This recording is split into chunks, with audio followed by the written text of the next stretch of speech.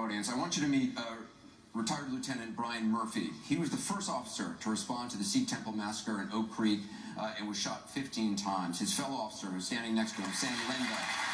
Sam Linda took out...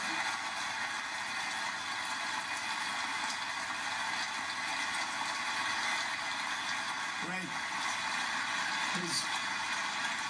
His fellow officer standing next to him, Sam Linda, took out the shooter that day, is also with us. We want to just, first of all, take a moment to thank both of them for their service and their actions.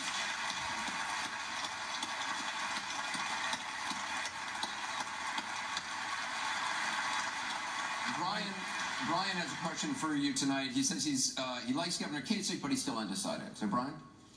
Good evening, Mr. Trump. I have a question. In light of the Brussels and Paris attacks, one of the quickest knee-jerk reactions is the backlash against specific minority religious groups. This, in turn, brings about things that cause damage all over. In Milwaukee, you heard about the Sikh temple shooting. 6 people were killed. 99% of the men in the United States who wear turbans are actually Sikh and not Muslim. How would you suggest we help educate the public and not alienate these groups?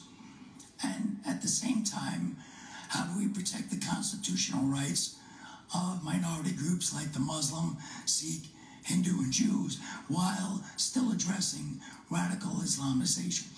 Well, Brian, thank you for the question. We have a tremendous problem with radical Islam, whether we like it or we don't. We have a president who won't talk about it. I mean, Ted was saying the same thing. We have a president that won't talk about it.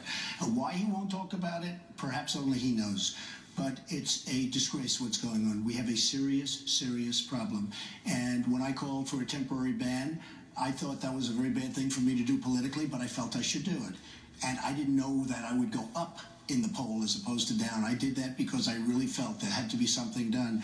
That was after the horrible San Bernardino, California situation, after obviously Paris, which was terrible. You know, we talk about Paris with the gun-free zones, and we talk about Paris with their strong gun laws, by the way. Nobody had guns except for the bad guys. If we would have had guns on the other side, going in terms of Second Amendment, having to do, if bullets were, and the same thing with San Bernardino.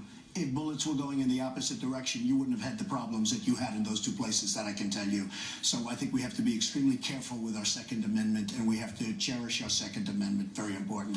But I would say this, when I called for the temporary banning, we have to look at it. We have a serious problem. I think you'll admit that, Brian. We have a very, very serious problem with radical Islam. And if we don't want to discuss it, and if we don't want to look at it, we're never going to solve the problem. We have to be extremely strong with ISIS. We have to wipe ISIS off the face of the earth so fast and so violently. We have no choice. We have no choice. And I was against the war in Iraq, okay? I am not a fast trigger. I'm exactly the opposite of that. We should have never gone in and destabilized the Middle East. But I will tell you this, we got out, Obama got us out very badly. Instead of leaving some troops and instead of giving a date, instead of, you know, the exact time, I would say this, though, we have no choice but to look at that. We have to be very, very vigilant, very smart, and frankly, Brian, we have to be very, very tough, because it's only going to get worse. Thousands of people are being allowed into this country over short periods of time, coming supposedly from Syria. We have no idea who they are. We have no idea where is their paperwork. They have no paperwork.